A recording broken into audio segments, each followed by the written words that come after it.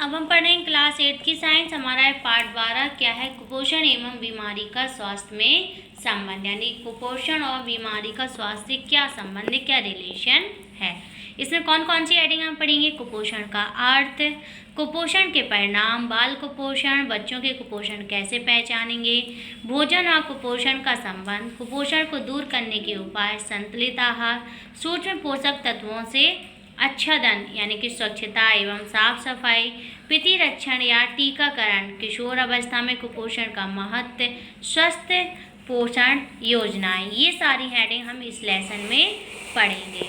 अब कह रहे हैं कुपोषण का अर्थ क्या है, तो देखेंगे कुपोषण का अर्थ क्या है। कुपोषण का अर्थ पिछली कक्षाओं में आप संतुलित भोजन एवं पौष्टिक तत्वों के बारे में पढ़ चुके हैं।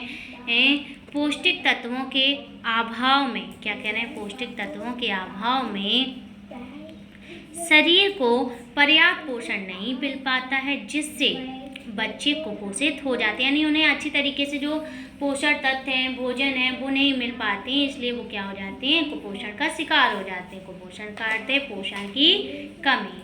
तो कुपोषण संतुलित आहार के अभाव में बाल्य अवस्था में बार बार बीमारी के होने तथा दूषित वातावरण और व्यक्तिगत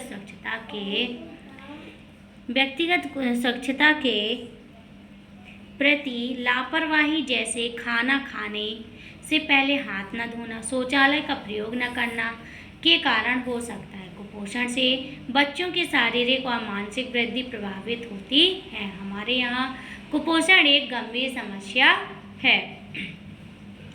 आइए जानें कुपोषण के परिणाम क्या है। तो कुपोषण में हमारा शारीरिक स्वास्थ्य क्षीण होने के साथ साथ मानसिक एवं बौद्धिक विकास भी अवरुद्ध हो जाता है, ठीक है, जो हमारे पूरे जीवन को प्रभावित करता है। कुपोषण के परिणाम निम्नवत हैं। तो क्या कह रहे हैं? कुछ निम्नवत आपको दिए गए हैं। तो पहला क्या दिया गया है? स्वस्थ शरीर में बीमारियों से लड़ने की क्षमता होती है। कुपोषित बच्चे में यह क्षमता क्षीण होती है। और क्या कह रहे हैं? और बच्चा बार बार बीमार पड़ता है। इससे शारीरिक और बौद्धिक विकास में कमी आ जाती है। और अगली क्या कह रहे हैं? बच्चा पढ़ाई में पिछड़ जाता है, ठीक है, और बच्चे की पढ़ाई भी अच्छे से नहीं हो पाती। बेयर्स होने का कार्य क्षमता एवं अर्थोपार्जन की क्षमता में भी कमी आ सकती है। कुपोषण का प्रभाव, नीचे दिए गए चित्र में कुपोषण का प्रभाव भी दर्शाया गया है। देखेंगे चित्र में क्या कुपोषण के प्रभाव दिए गए हैं। तो इसमें आपको रेड ये चित्र दिया है, इसी में सभी दिए गए। कुपोषण के कारण वजन निरंतर कम होना, मांसपेशियों का क्षरण होना, शारीरिक और मानसिक कमजोरी आना, पढ़ाई में मन न लगना, पढ़ाई में पिछड़ना, कुपोषण का विभिन्न प्रकार के रोगों का संक्रमण जैसे दस्त बुखार का बार बार होना, शरीर की प्रतिरोध क्षमता में कमी होना, विभिन्न प्रकार के संक्रमण में से शरीर की लड़ने की क्षमता भी कमी हो जाती है। और क्या है कुपोषण का प्रभाव? तो कह रहे हैं कि बाल कुपोषण क्या है। तो बाल कुपोषण क्या है? बच्चे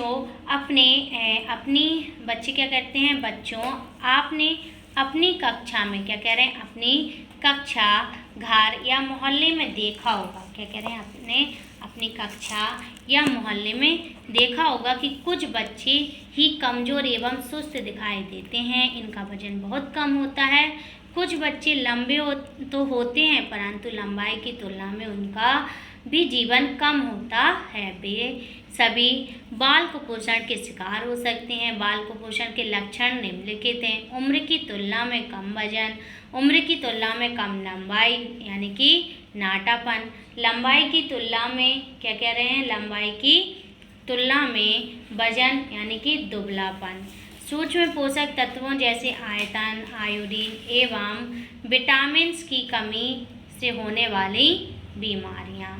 अगली हेडिंग क्या दी है? बच्चों में कुपोषण को कैसे पहचानेंगे।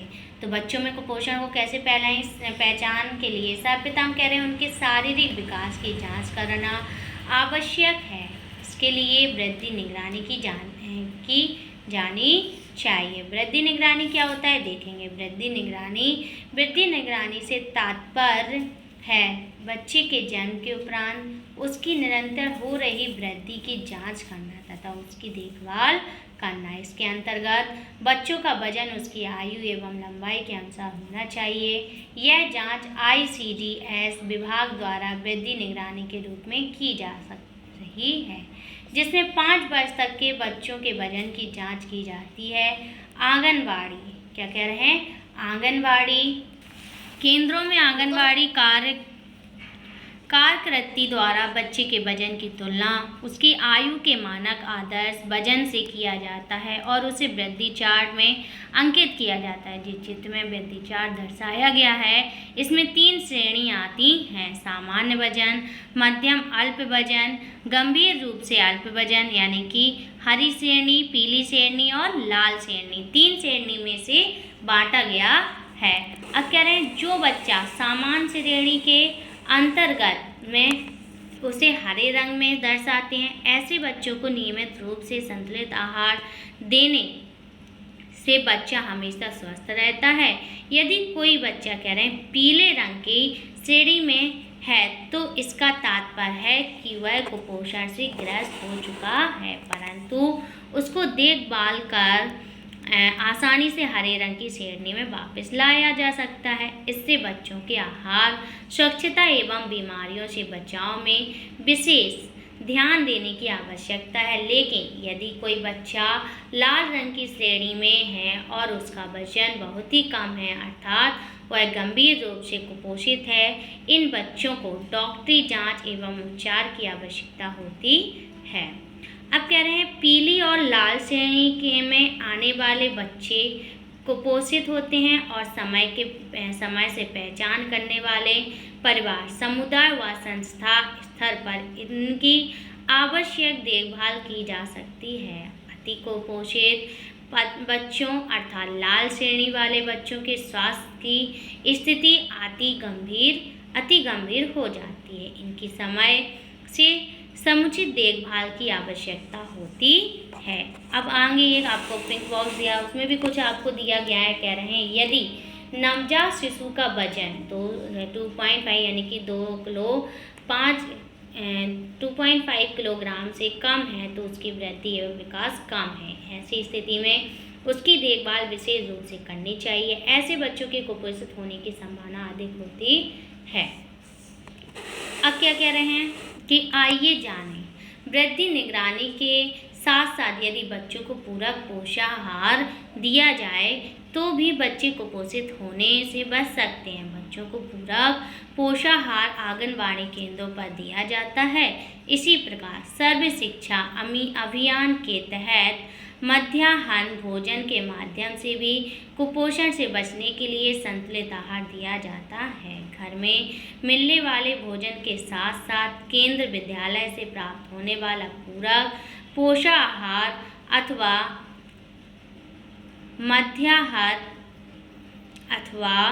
मध्याह्न भोजन भी ग्रहण किया जाए तो बढ़ते बच्चों की ऊर्जा, प्रोटीन एवं अन्य पोषक तत्वों की आवश्यकताओं की पूर्ति की जा सकती है। पोषाहार अथवा की जा सकती है। अब कह रहे हैं कि पोषाहार को बच्चों की रुचि के अनुसार बनाने के लिए उनको विभिन्न प्रकार के भोज्य पदार्थ में शामिल किया जा सकता है, जैसे हलवा, लपसी, बर्फी व अन्य। तो ये सब क्या है, इनके द्वारा हम जैसे हलवा में घी डालकर उनके सभी पोषक तत्वों की कमी को दूर कर सकते हैं। अगली हेडिंग देखेंगे। अगली हेडिंग क्या है, भोजन व कुपोषण का संबंध। क्या है, हमारे भोजन में मौजूद अलग अलग तत्व शरीर को शक्ति और ऊर्जा देते हैं तथा हमारे शरीर की बीमारियों से लड़ने में सहायता करते हैं। भोजन के प्रकार, उनके स्रोत से संबंधित तालिका निम्नवत है। पोषक तत्व मुख्य कार्य स्रोत, कमी से होने वाले रोग। तो कार्बोहाइड्रेट शरीर को ऊर्जा प्रदान करना, अनाज, सब्जियों, फल, गुड़, चीनी, गन्ना इत्यादि। ठीक है। मैरस्मस, क्वासाकोर, ये क्या है, बीमारी है। अब अगली पोषक तत्व क्या दी है, प्रोटीन। प्रोटीन की कमी से क्या हो जाता है, इसके स्रोत क्या हैं। तो प्रोटीन से क्या कह रहे हैं, मुख्य कार्य क्या है इसका, शरीर की वृद्धि होती है, शरीर की कोशिकाओं तथा ऊतकों की मरम्मत करना, एंजाइम तथा हार्मोन का निर्माण, ये इसके स्रोत क्या हैं? दाल, दूध एवं दूध से निर्मित पदार्थ, मांस, मछली आदि। वसा भी कार्बोहाइड्रेट की भांति ऊर्जा प्रदान करने का कार्य करती है। वसा कई हार्मोन्स का निर्माण करती है जो शारीरिक क्रियाओं को नियंत्रित करते हैं। इसके स्रोत क्या हैं? घी, तेल, मक्खन, मेवे, दूध, पनीर, मूंगफली, मछली, अंडा आदि। अब क्या है? विटामिन्स। अगली हेडिंग हमें दी गई है विटामिन्स। विटामिन्स में क्या क्या है? विटामिन्स में बहुत सारी बीमारियां होती हैं, तो शरीर द्वारा पोषक तत्वों के सही उपयोग पर नियंत्रण रखना, शरीर के रोगों से लड़ने की क्षमता को बढ़ाना। विटामिन ए आम, पपीता, गाजर आदि, यानी कि ये रतौंधी है, इससे क्या है? रतौंधी हो जाती है। विटामिन बी की कमी से हरे पत्तेदार सब्जियां, मांस, मछली आदि इन सबको खाना चाहिए, नहीं तो बेरी की बीमारी हो जाती है। विटामिन सी आंवला, संतरा, नींबू, कच्चा आम, अमरूद आदि, ये सब क्या है? ये सब नहीं खाते हैं तो क्या होती है? स्कर्वी का रोग हो जाता है। विटामिन डी क्या होता है? सूखे मेवे, अंडा, मछली, दूध, दही, सूर्य की किरणें आदि, यानी कि रिकेट्स की बीमारी। विटामिन ई हरी सब्जियां, सूखे मेवे जैसे अखरोट, काजू, यानी कि प्रजनन क्षमता की कमी होने लगती है। अगर इन सब की कमियां हुई तो कितने हैं? Vitamin A, B, C, D, E और के, सभी की ज़रूरत हमें पड़ती है। अब है हमारा विटामिन के। विटामिन ई से और भी दी गई हैं बादाम, मूंगफली, अंडा, मछली, तेल, ये सब क्या है? स्रोत हैं विटामिन के। विटामिन के क्या स्रोत हैं? दूध, मक्खन, अंडा, आलू, टमाटर, पालक, गोभी, हरी सब्जियां आदि, इन सब में विटामिन के पाया जाता है। ये रक्त का थक्का, क्या कह रहे हैं? रक्त का थक्का ना जमना, इससे जो है वो रक्त का थक्का नहीं जमता है। खनिज लवण क्या दिया है? अगली दिया गया है खनिज लवण। इससे क्या है? ये हड्डियों तथा दांतों का निर्माण, दूध व दूध से बने उत्पाद जैसे कैल्शियम की कमी हो जाती है। कैल्शियम आयरन, आयोडीन, पोटेशियम आदि, इसमें क्या क्या है? कैल्शियम से कोमल रेशों का निर्माण, हीमोग्लोबिन का निर्माण, थायरॉक्सिन हार्मोन का निर्माण, यानी कि पनीर, दही, मट्ठा तथा मांस, मछली, अंडा आदि, ये सब क्या है?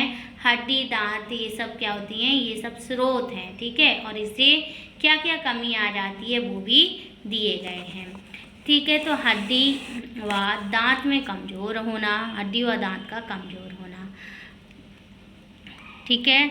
आयरन की कमी से रक्तलाप, अनीमिया होना, आयोडीन की कमी से घेंगा रोग होना, पोटेशियम की कमी से निर्जलीकरण होना। अगले क्या दी गई है? जल। जल क्या होता है?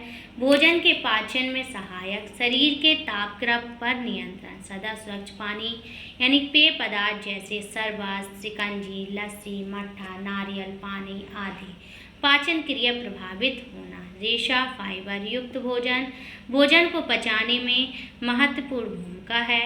गेहूँ, ज्वार, बाजरा, शकरकंद, हरी सब्जियाँ, पपीता, अमरूद, केला आदि।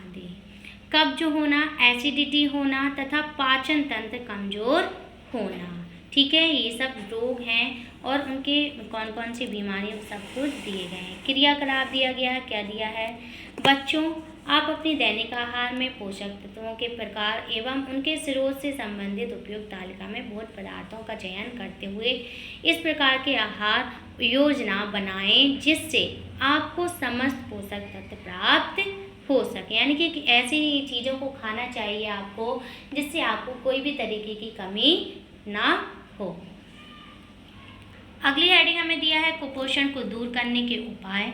तो पहली हेडिंग क्या है हमारी? संतुलित आहार। कुपोषण को दूर करने के लिए हमें अपने प्रतिदिन के आहार में दाल, चावल, रोटी, हरी सब्जी, फल एवं दूध पर्याप्त एवं संतुलित मात्रा में लेना चाहिए जिससे हमारे शरीर को समस्त पोषक तत्व पर्याप्त मात्रा में उपलब्ध हो सके। और भी यहाँ पे आपको दिए गए हैं दैनिक आहार में सम्मिलित किए जाने वाले, ठीक है। तो अब आगे क्या दिया है? सूक्ष्म पोषक तत्वों से आच्छादन, ठीक है। सूक्ष्म पोषक तत्वों से आच्छादन क्या है?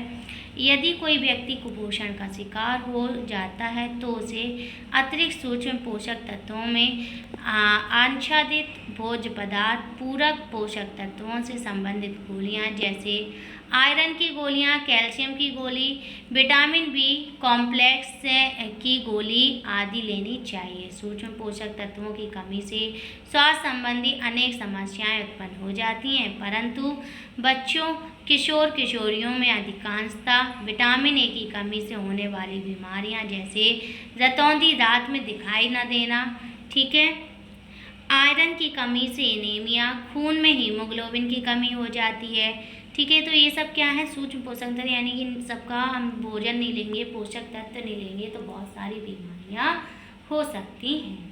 अब हमें यहाँ पे रेड बॉक्स में भी कुछ दिया गया है, जानेंगे। सूक्ष्म पोषक तत्वों से तात्पर्य भोज्य पदार्थों में पाए जाने वाले उन सूक्ष्म तत्वों से है जिनकी हमारे शरीर को बहुत कम मात्रा में आवश्यकता होती है, परंतु सूक्ष्म पोषक तत्व शरीर स्वास्थ्य को बहुत अधिक प्रभावित करते हैं। दिया है विटामिन ए। विटामिन ए से क्या होता है? विटामिन ए आँखों को स्वस्थ रखता है और बीमारियों से लड़ने की शक्ति प्रदान करता है। विटामिन ए के सामान्य स्रोत हैं कुछ पीली, केसरी या लाल रंग की सब्जियां और फल, कुछ हरे पत्ते वाली सब्जियां, अंडे का पीला हिस्सा, दूध इत्यादि। अगली हेडिंग दी, यदि सामान्य परिवार के आहार में इसके स्रोत पर्याप्त नहीं होते तो इसकी कमी को रोकने व कमी में सुधार के लिए विटामिन ए की खुराक लेना आवश्यक हो जाता है। विटामिन ए की कमी से रतौंधी, रात में कम दिखाई देने वाला नामक रोग हो जाता है। आयरन क्या दिया है? आयरन हमारे शरीर को महत्वपूर्ण अवयव है जिसके बिना हमारे शरीर के प्रत्येक अंग तक पर्याप्त मात्रा ऑक्सीजन नहीं पहुंच पाता है, ठीक है। आयरन की कमी से शरीर में खून की कमी हो जाती है जिससे शारीरिक थकान व मानसिक निरसता महसूस होती है। आहार में आयरन के अनेक स्रोत हैं जैसे कि हरी पत्ते वाली सब्जियां, मांस, मछली, गुड़, बाजरा, विभिन्न प्रकार के अनाज इत्यादि। यदि सामान्य परिवार के आहार में इनमें से कोई भी स्रोत से पर्याप्त मात्रा में आयरन उपलब्ध नहीं हो पाता है तो इसकी कमी से रोकने व कमी के सुधार के लिए आयरन व फॉलिक एसिड की गोली या सिरप लेना आवश्यक हो जाता है। अगली हेडिंग हमें दिया है एनीमिया यानी कि रक्ताल्पता। विभिन्न आयु वर्ग में अनीमिया सबसे प्रचलित पाए जाने वाला कुपोषण का एक प्रकार है। अनीमिया बच्चों, किशोर किशोरी या वयस्क सभी को हो सकता है। अनीमिया के लक्षण क्या है ये भी देखेंगे कि इसके लक्षण क्या हैं। कमजोरी महसूस होना जिससे किसी कार्य में या खेलने कूदने एवं पढ़ाई में मन ना लगना, सांस फूलना, भूख कम हो जाना, बीमारियों का अधिक होना। एनीमिया की पहचान, आँखों की निचली पलक के अंदर के हिस्से का सफ़ेद पड़ जाना, नाखून का सफ़ेद पड़ जाना, पैरों में सूजन आ जाना, जीभ का सफ़ेद हो जाना, ये क्या है? एनीमिया के ये पहचान है, लक्षण है। अब हम देखेंगे अनीमिया के बचाव व उपचार। अनीमिया के बचाव व उपचार क्या है? अनीमिया से बचाव हेतु रोजाना पर्याप्त मात्रा में आयरन युक्त भोजन करें, हरे पत्ते वाली सब्जियों का प्रयोग करें, अनाज जैसे गेहूं, ज्वार, बाजरा तथा खजूर, छुआरा और गुड़ आदि का पर्याप्त मात्रा में प्रयोग करें। बच्चों एवं किशोर किशोरियों को समय समय पर कृमिनाशक गोली दें। यदि हमारे आहार में पर्याप्त आयरन उपलब्ध ना हो तो इसकी कमी को दूर करने के लिए आयरन की गोली लेना आवश्यक है। विद्यालयों में आयरन की गोली निःशुल्क उपलब्ध कराई जाती है। व्यक्तिगत स्वच्छता देखेंगे यानी कि स्वच्छता एवं साफ सफाई क्या है? अच्छे स्वास्थ्य व पोषण के लिए स्वच्छ परिवेश एवं व्यक्तिगत स्वच्छता अत्यंत आवश्यक है। स्वच्छता एवं स्वास्थ्य का आपस में घनिष्ठ संबंध है। जिन स्थानों पर स्वच्छता का अभाव होता है वहाँ बीमारियों के संक्रमण का खतरा बढ़ जाता है। गंदे हाथ, दूषित खाना या दूषित पानी के साथ बीमारियों के कीटाणुओं और विषाणुओं बच्चे के शरीर में प्रवेश कर जाते हैं जिससे बच्चे को संक्रमण से फैलने वाली बीमारियां हो सकती हैं। व्यक्तिगत स्वच्छता के नियम क्या हैं? व्यक्तिगत स्वच्छता हेतु निम्नलिखित व्यवहार आवश्यक हैं। रोज दैनिक क्रिया में निवृत्त होकर नहाएं। हमेशा धुले साफ वस्त्र एवं चप्पल पहने। और क्या कह रहे हैं, बाल साफ रखें एवं नियमित रूप से नाखून काटें। भोजन से पूर्व हमेशा हाथ धोएं। शौच के पश्चात हमेशा साबुन से हाथ धोएं। शौच के लिए हमेशा शौचालय का ही प्रयोग करें। पानी पीने का पानी स्वच्छ रखें। फल सब्जी धोकर ही प्रयोग करें। खुली खाद्य सामग्री ना खाएं। अगली हेडिंग हमें यही दी गई है कि स्वच्छ परिवेश के नियम और व्यवहार क्या होते हैं। तो स्वच्छ परिवेश के नियम और व्यवहार ये हम पढ़ेंगे नेक्स्ट वीडियो में।